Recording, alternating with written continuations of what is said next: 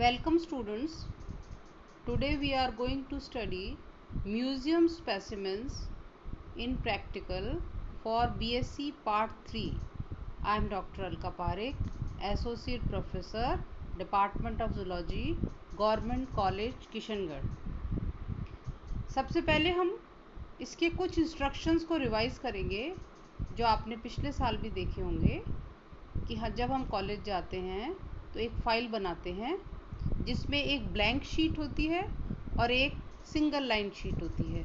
एक तरफ जो ब्लैंक शीट होती है उसमें हम पेंसिल से चित्र बनाएंगे और राइट साइड में उस चित्र के अंदर उस चित्र से संबंधित क्लासिफिकेशन लिखेंगे, फाइलम, क्लास, ऑर्डर, जीनस।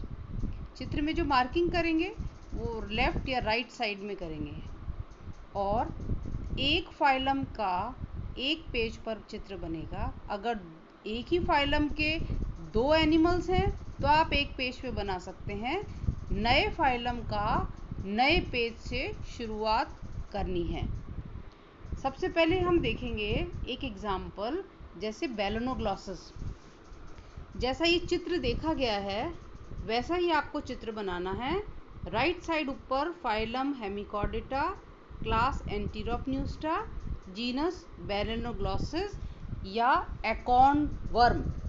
हम जब चित्र देखेंगे तो देखेंगे उसमें कुछ इम्पॉर्टेंट कैरेक्टर्स दिखाई दे रहे हैं, जैसे proboscis, collar, branchial region, gill pores, dorsally curved genital wings, mid dorsal ridge, hepatic caeca, hepatic region and anus.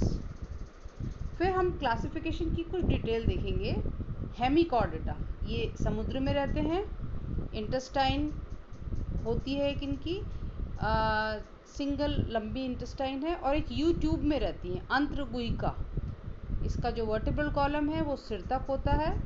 एंटीरोपन्यूस्टा, इसमें अनेक क्लोम छिद्र पाए जाते हैं और एकल प्राणी है। फिर जीनस है बैलेनोग्लॉसस, जिसको एकॉर्न वर्म भी कहते हैं। ये रेतीला जो हिस्सा होता है उसमें बिल बनाकर रहता है और इसका बिल यू ट्यूब का होता है, इसलिए इसको ट्यूबिकोलस भी कहते हैं। उथले जल में रहता है और 15,000 फीट या 4,500 मीटर की गहराई तक पाए जाते हैं। सारे संसार में पाया जाता है ये। फिर हम देखते हैं, इसको कॉमनली एकॉर्न वर्म बोलते हैं और इसका जो बिल है उसके एक सिरे पर मल इकट्ठा रहता है जिसको फीकल कास्टिंग्स बोलते हैं। इसके जो भिन्न भिन्न जातियां हैं उनमें 10 सेंटीमीटर से 2.5 मीटर तक लंबाई वाले पाए जाते हैं। इसका शरीर बायलेटरली सिमेट्रिकल, ट्रिप्लोब्लास्टिक, ड्यूटेरोस्टोम। इसका जो आगे का हिस्सा है उसको प्रोबोसिस कहते हैं। बीच के अंदर मीजोजोम और लास्ट पार्ट है ट्रंक रीजन। सिलेंड्रिकल होता है। इसके आगे वाले हिस्से में heart vesicles, central sinus, buccal diverticulum और आगे का हिस्सा मस्कुलर होता है। इसके अंदर आगे जो मुख पार्ट है वो कॉलर के अंदर पाया जाता है, तो इसीलिए इसकी कॉलर को कॉलर गुइका भी कहते हैं। और एक जोड़ी कॉलर छिद्र ऊपर की सतह से बाहर की ओर खुलती है।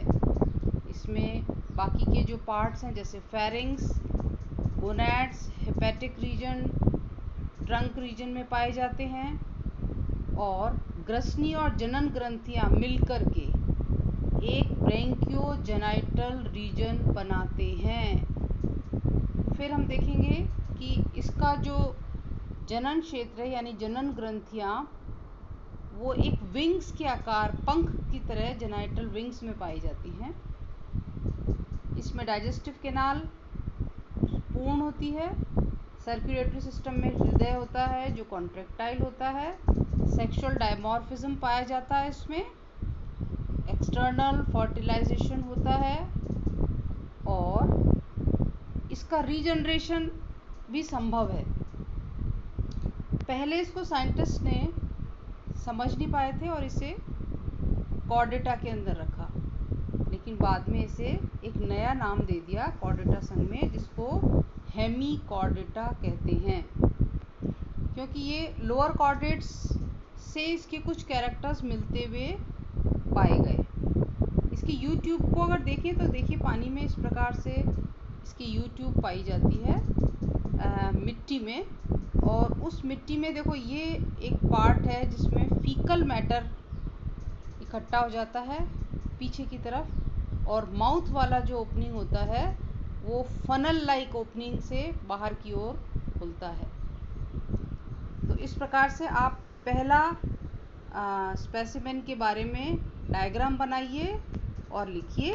तब तक हम आपको और स्पेसिमेंस के बारे में देंगे। Thank you.